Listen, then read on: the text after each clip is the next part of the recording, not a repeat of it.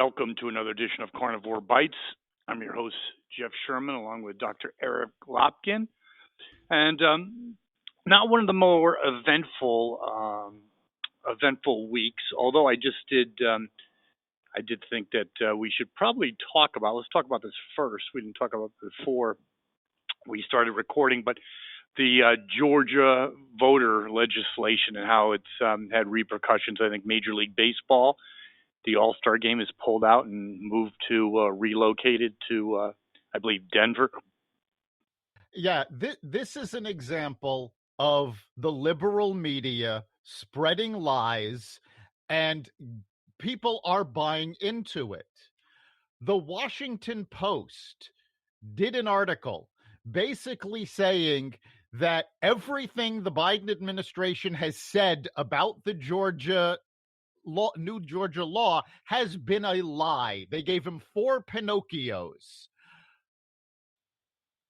It's absolutely ridiculous. It does not limit access. In fact, it extends voter access. Okay, but that's an interesting point, Dr. Lopkin, because now we're in an uber woke scenario where companies are scared to death not to act. So you had Major League Baseball pulling out of Atlanta, by the way, affecting a lot of minority-owned businesses that could have benefited from the game on a drop of a hat without even giving it due diligence. I mean, is that the environment we're in moving forward? Unfortunately, that does seem to be the environment. People are not paying attention to facts. They're paying attention to the optics. And they made a big deal. Tyler Perry came out making this big deal about how horrible this law is. And the fact of the matter is, it's actually a very good law. The Washington Post is not a conservative bastion. No. So for them to come out and say, yes, everything the Biden administration has said about this has been a lie, should have made people pay attention. And the other thing that some people are starting to come out, and Charles Barkley actually came out with this great statement saying how politicians are basically polarizing race for their own ends. Oh, no, he's actually a brilliant guy, and he's a straight shooter. He has a lot of good insights. I mean, they should be referencing him a lot more than LeBron James. Yeah. Hello. And the other thing is, everyone's going, oh, it's racist to force people to have an ID. Connecticut is one of the most liberal states in the union, and we have to have ID to vote. So this is not. Well, how does having ID relate in any way to racism? Well, see, because the liberals believe that African Americans need their protection and need their help.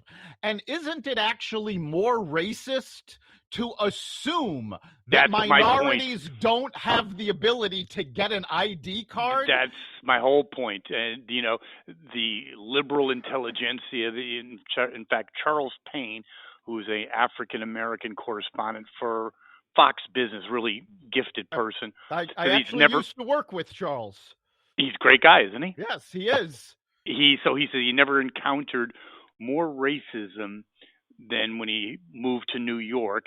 Not in the terms of limiting his access to opportunities, but the being patronized. Oh, you're a black guy. You never had that in the South. I thought that's an interesting observation. Yeah, it really is, because that's what we're seeing is this patronizing. Oh, you need the help of white liberals to get what you deserve. How is that not racist? Of course. Well, we talked about LeBron James, maybe not being, in terms of, we're talking about intelligentsia, he may not be one of them. And speaking of dummies, Mr. Goetz, our esteemed congressperson from Florida, I believe, I think his days are numbered.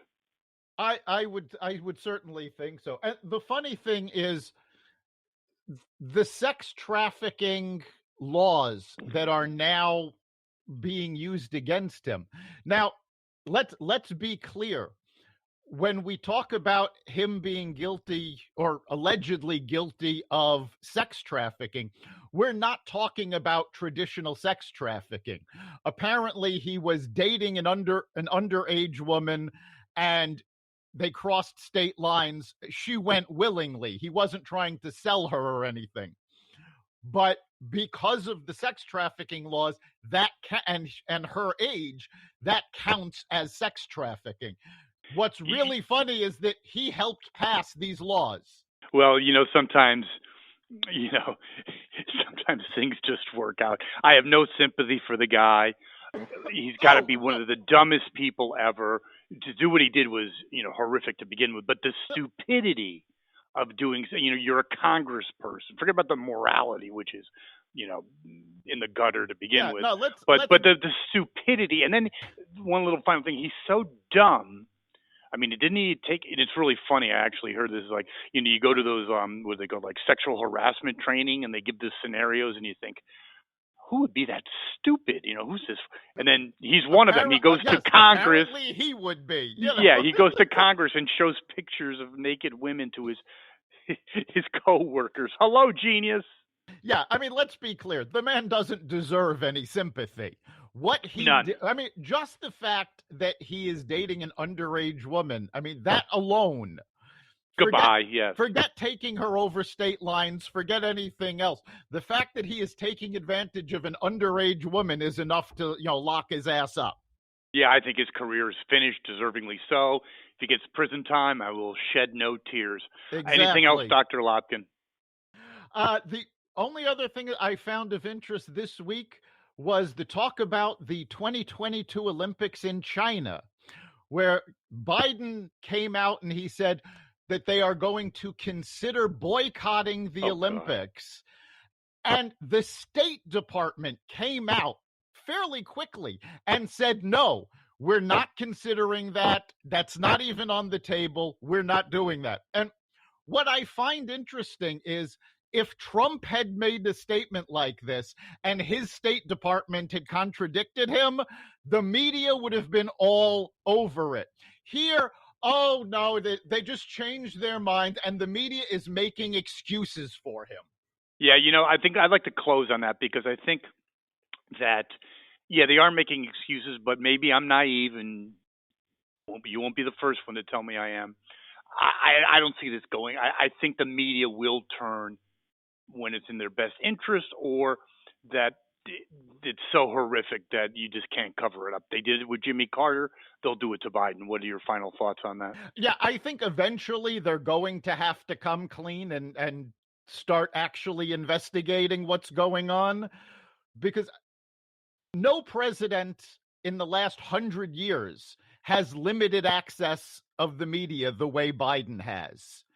And, everybody's, Trump's tweeting. He's not talking to the media. Really? Nobody has gone after Biden for doing exactly what they accused Trump of doing. No, Trump actually, one of his problems was he was sometimes too much off the cuff. But, when I saw Biden, I'm sorry, that was kind of scary, the press conference where he not only had the names printed out, but the pictures. That's like, what is this, elementary school? He had the pictures of the correspondence so he could match. Remember, he's been in Congress for 120 years.